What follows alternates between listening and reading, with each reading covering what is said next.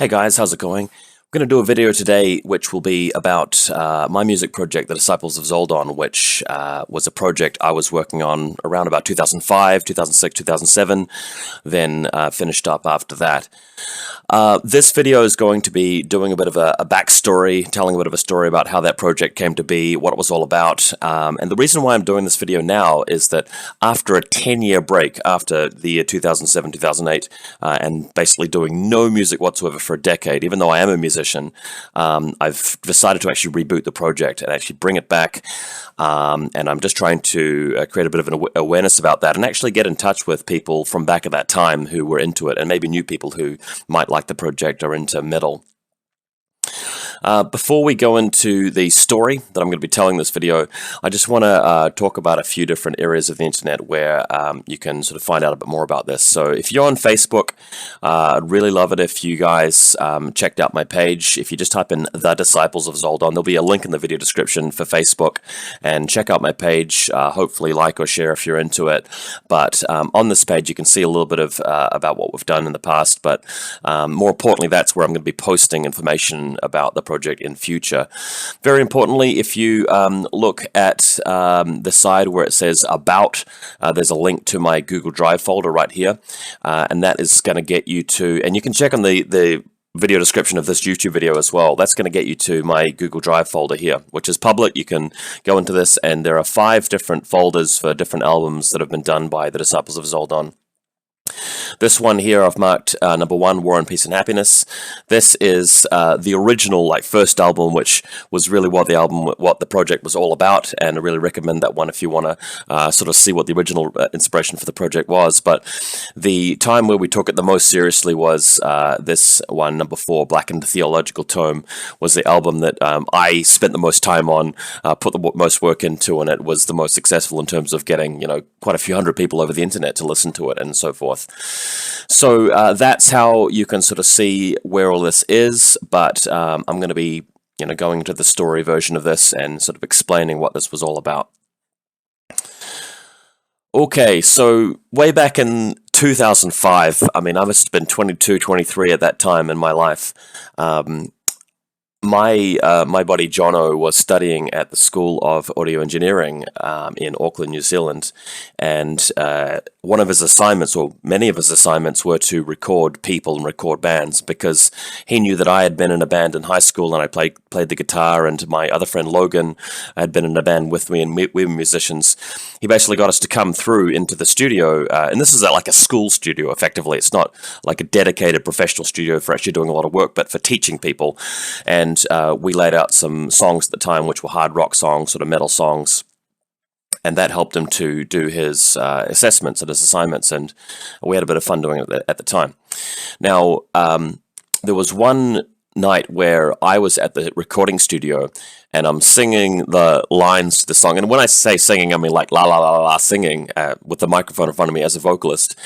And one of the lines that I had written in my song was something sold as an SOLD, all the blah blah blah blah blah.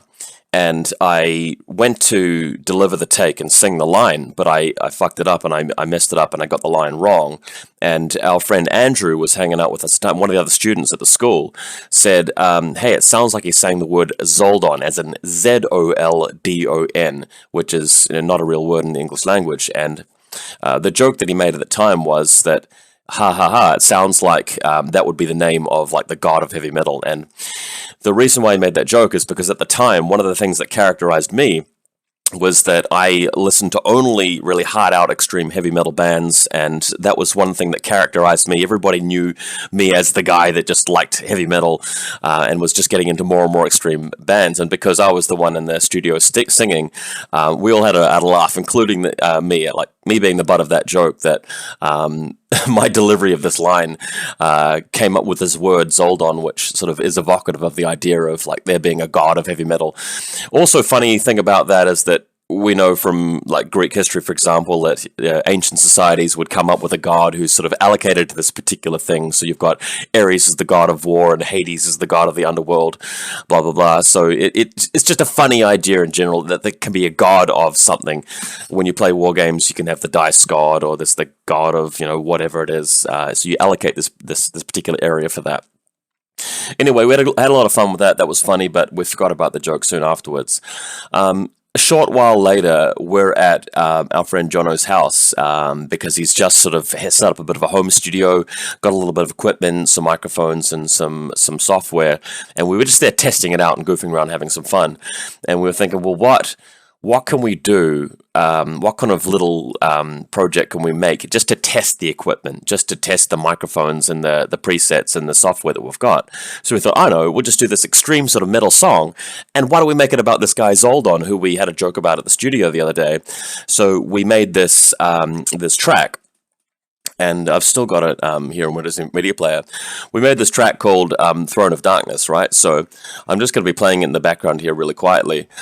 But this was sort of an impromptu track made within the space of like an hour, where I just grabbed my guitar and just started playing this riff, and we made this synchwist drum part, and it had me sort of like pretending to be this vocalist that was worshipping this badass guy called Zoldon, and the lyrics are just talking about how evil and ruthless but how much of a badass the guy actually is. And as we were making this song, we were just in hysterical laughter. We were literally rolling around on the floor, our sides aching with how much we were laughing, and just generally had a really, really good time making the song. So after that session, like, we made a little track of it, and it turned into an MP3, and that was it. And going home and listening to it, we just listened to it again and again and again, and we were just laughing our asses off every time we heard this thing. So the following week, I thought, well, let's repeat that experience since we had such a good time. So I actually wrote some lyrics this time, came up with a guitar riff, and we kept at it, and we started making really goofy songs that were expanding the universe of this and expanding the idea of this god of heavy metal being over the top stupid. We had this one track called Chalice of Malice where you can sort of hear me like gargling on some water as if there's some sort of actual chalice. The fact that the word chalice rhymes with the word malice as well is something else that we're having a bit of a joke about. But the point is that we kept coming back into this little studio and kept making these really stupid songs because they were just so entertaining to make. As I was going home each night, I was just listening back to these songs, and I don't think there's ever been a point in my life where I actually felt as happy, just as a human being, just as fulfilled and happy with myself and enjoying being alive as I was listening back to these songs, they were ridiculously stupid. So like hilarious, side-splittingly hilarious, and they gave me a chance to express myself musically in a way that was really casual and pressure-free.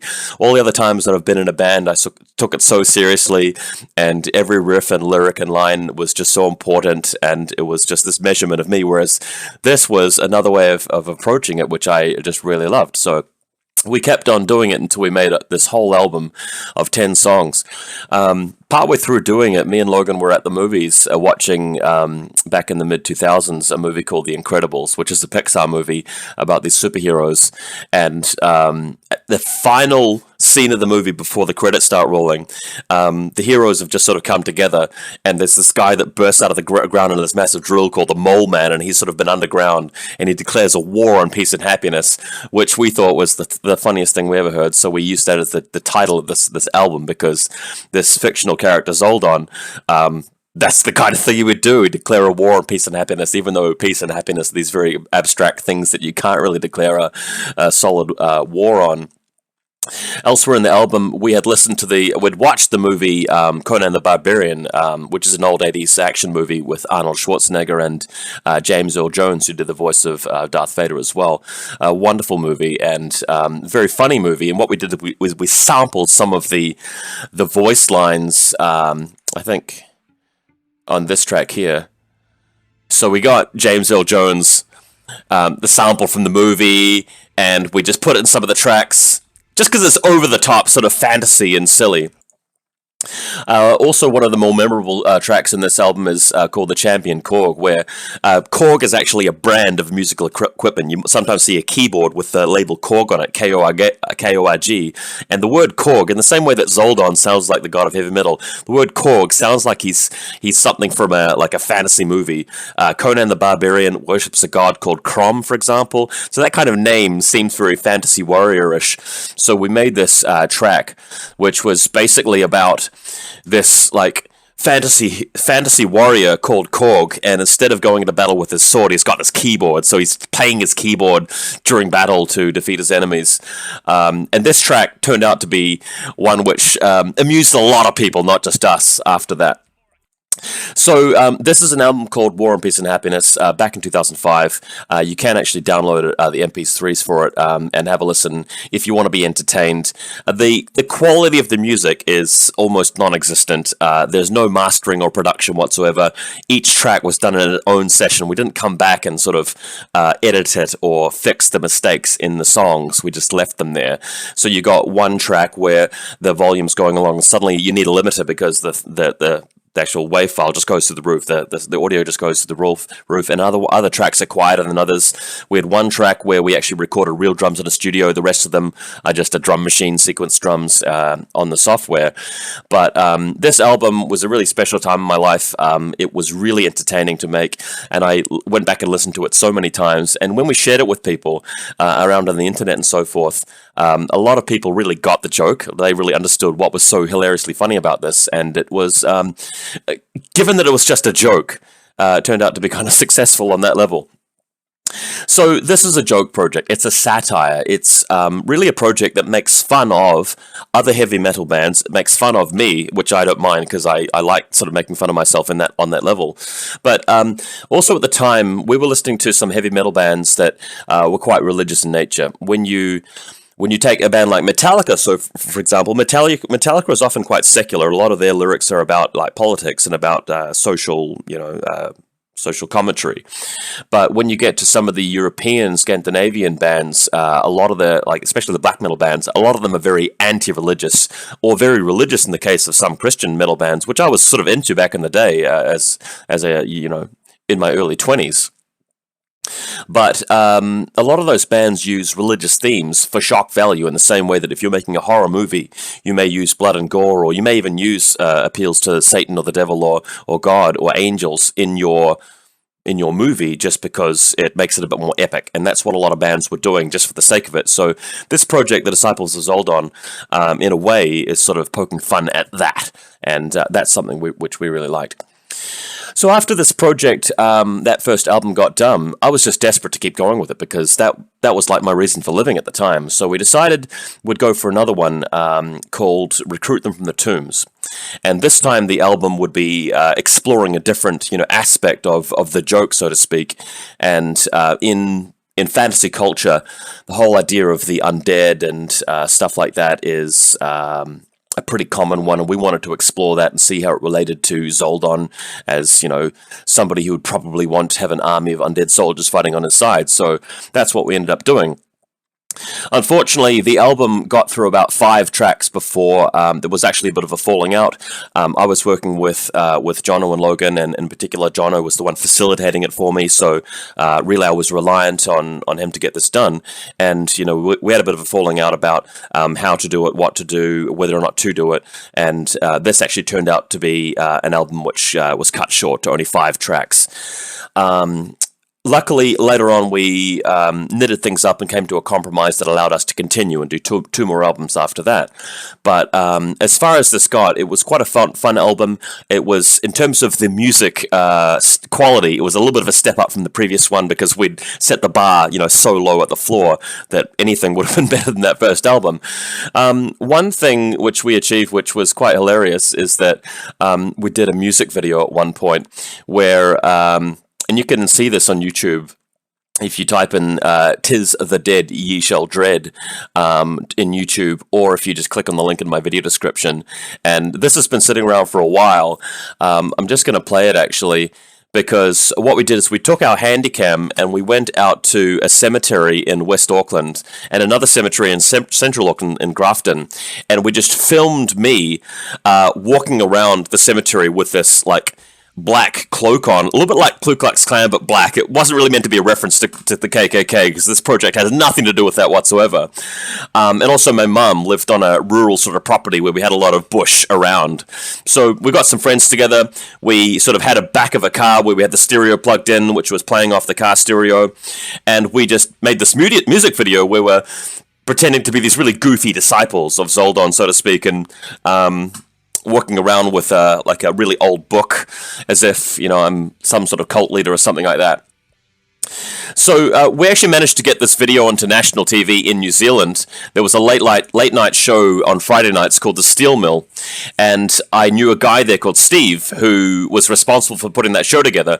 So I actually sent him a DVD of the music video, and he got it on TV and stuff, and that was really hilarious, seeing ourselves on TV.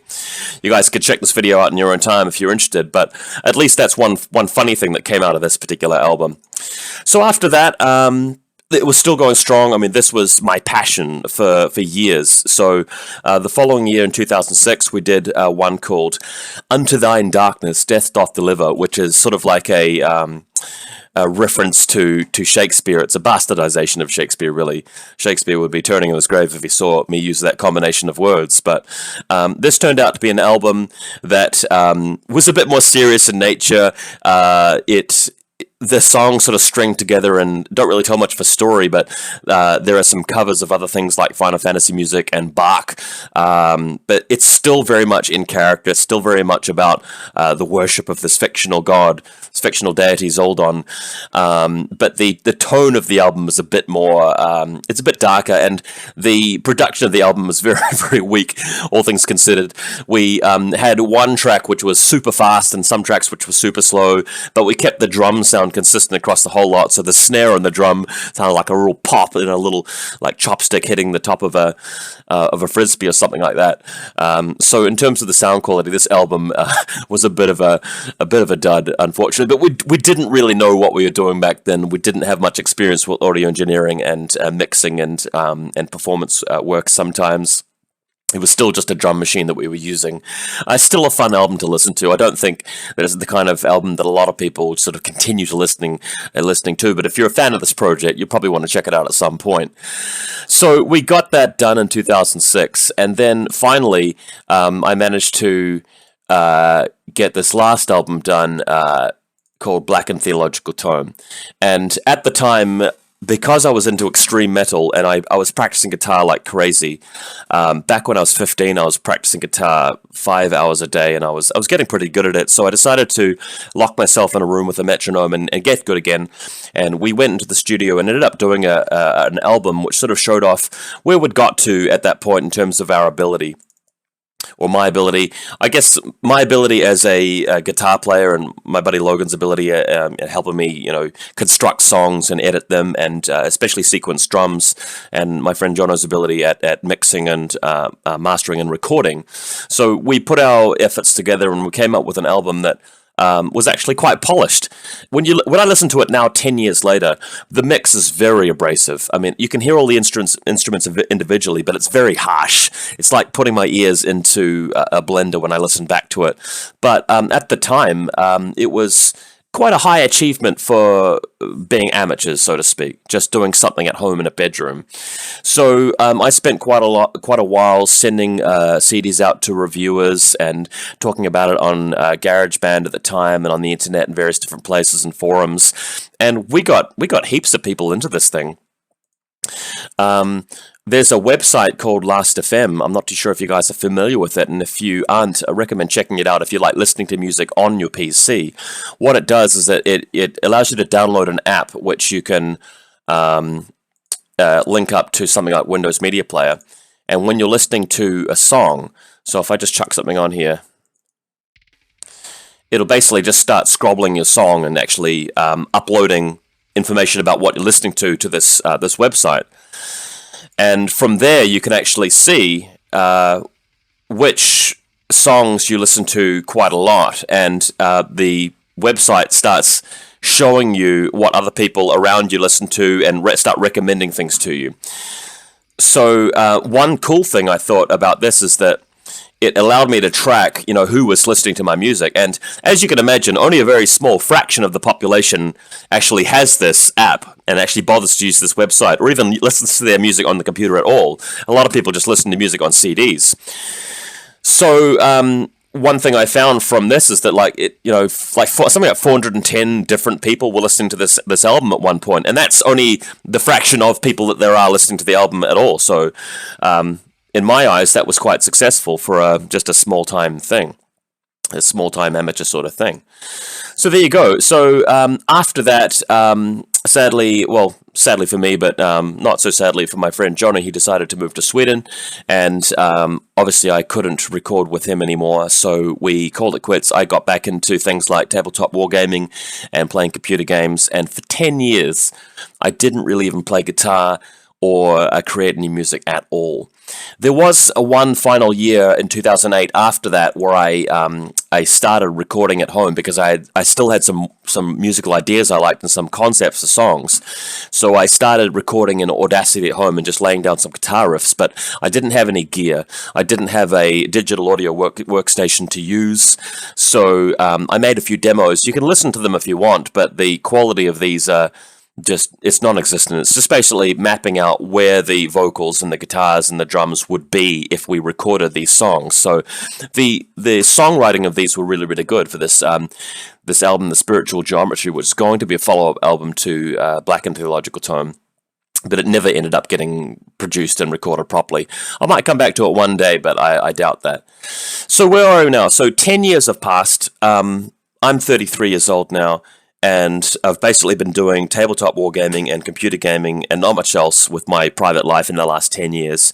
But something happened. A year ago, I finally felt like I'd built up enough ideas in the back of my mind. Oh, by the way, I mean, that's not to mention like all the books that I wrote in the last God knows how long as well. So I've definitely had other stuff on, but eventually I reached a critical mass of ideas for getting back into DOZ again. And I also figured that technology has progressed far enough that just to get a digital audio workstation now at my current level, I should be able to teach myself how to use it. It should be a bit more user-friendly, and it was. So I ended up spending about $2,000 on equipment like hardware and software in my studio, and I basically self-taught myself to a certain level to be able to get things back up and running. I mean, I remember my guitar here, which I used to record Black and Theological Tome. I basically got it refurbished. It had been sitting under a house for a while. The carry case had been basically collecting mold, but I paid a guy to refurbish it. I went down to the music store and spent $600 on a bass guitar as well, and just started recording and started coming up with song ideas. And that has resulted in me spending the last 12 months creating a new album called Monolatrous Proselytism, which I'm about to release next month in April. So I'm going to do another video talking about that project, but if you have heard of the Disciples of Zoldon before and liked it, really encourage you to stay tuned for the album I'm going to release in April. If you know people who like metal, or especially if you knew people who liked this project back in the day and are out of touch with it and assumed that it's dead and gone, please send them a message saying that it's back. Next month there's going to be a lot of activity. Please go onto my Facebook page and at least like the page or follow the page so that you can get updates if you're into this. And if you want to listen to the MP3s that I have uploaded for free onto Google Drive, head over there and have a listen to some of the albums. Not everybody's cup of tea. You might not like this sort of stuff at all. You might not get the joke. You might not see the satire of the music. But if you do and you get something out of it, then great. The music's free, so check that out. And if you do listen to your music on PC or something like that, why not go ahead and download Lastfm so you can actually track the data of what songs you listen to, just so I can see who's listening to my stuff. That'll be awesome. So I think I'll stop the music, stop the video for there. We're not going to be stopping the music. I will have more updates about the new album coming soon, and thank you for your interest, guys. Obviously, there'll be more videos about my wargaming stuff on this channel as well. But thanks for checking it out, and we'll see you again soon.